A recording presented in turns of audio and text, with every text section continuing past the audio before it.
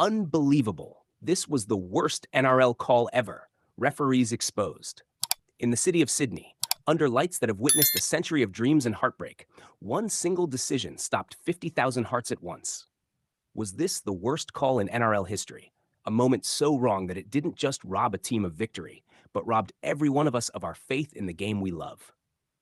Accor Stadium, Grand Final Night 2025. Penrith Panthers versus Melbourne Storm. Score locked at 18-all with 90 seconds remaining. The air thick with destiny. Nathan Cleary, bloodied but unbroken, launches a perfect spiraling bomb toward the corner. Brian To'o rises above the pack like an eagle, fingers outstretched, the ball kissing leather. Please like, share, and subscribe for more Sport Talk content. Time slows. 50,000 voices rise as one. To'o clutches the ball to his chest, plants 2 feet in the field of play, and is driven into touch by a desperate Cameron Munster. Try? No try?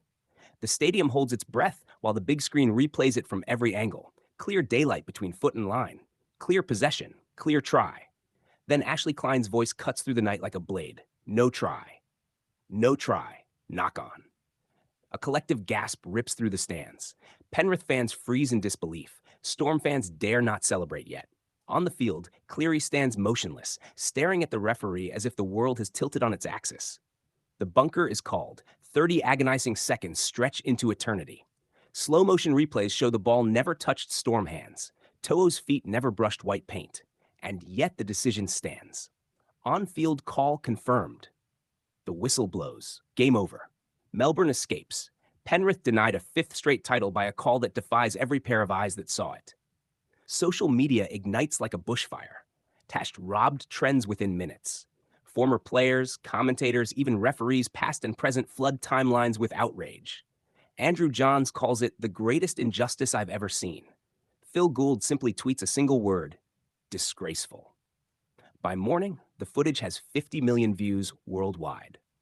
But this wasn't just about one grand final. It felt like the final straw in a season where the whistle had too often sounded like a weapon. Fans who had defended the game through rain, through pain, through decades of loyalty, suddenly felt something break inside them that night. Go back to the moments after full time. Cleary, usually ice, walks straight past the referees without a word, tears carving clean lines through the dirt on his cheeks. Jarome Luai screams at the sky. Ivan Cleary stands alone on the sideline, hands on hips, staring into nothing. The image of a dynasty broken not by brilliance, but by blindness. In the tunnels beneath the stadium, a young Panthers fan is heard sobbing, "They stole it, Dad. They actually stole it." That child's voice became the soundtrack of every rugby league heart that night. This moment sits heavy in our history now, alongside the 1999 stripped premiership, the 2004 grand final forward pass, the countless calls that live in infamy. But none carried the weight of this one, because none came at the precise second a dynasty was about to be crowned eternal. What does it say about us when we cheer the courage of players yet accept cowardice in the rules that govern them?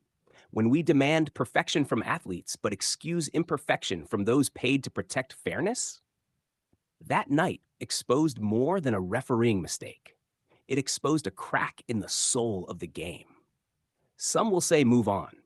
Some will say human error is part of sport.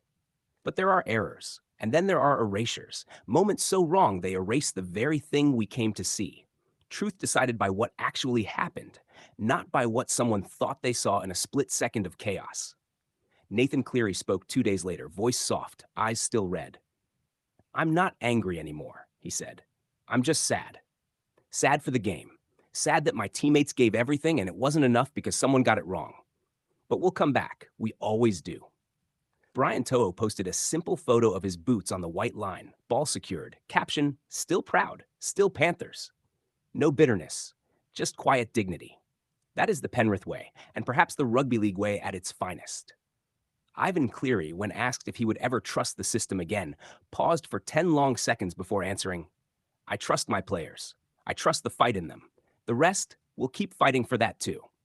Years from now, children will ask their parents where they were when the greatest robbery in grand final history happened. And parents will lower their voices and tell them about a night when the game itself seemed to cry. Yet out of that pain, something beautiful is already growing. Calls for full-time professional referees, demands for transparency, a promise from the NRL that never again will destiny be decided by doubt. Sometimes it takes a wound to force healing. This wasn't just the worst call ever. It was the loudest wake-up call the game has ever received. And maybe, just maybe, the tears shed in Accor Stadium that night will water the fairest version of our game we've ever known. Because rugby league has survived storms before. It will survive this one too, stronger, prouder, truer. Because men like Cleary and To'o reminded us that even when the whistle lies, the heart of the game never does. Hold on to that heart, brothers and sisters.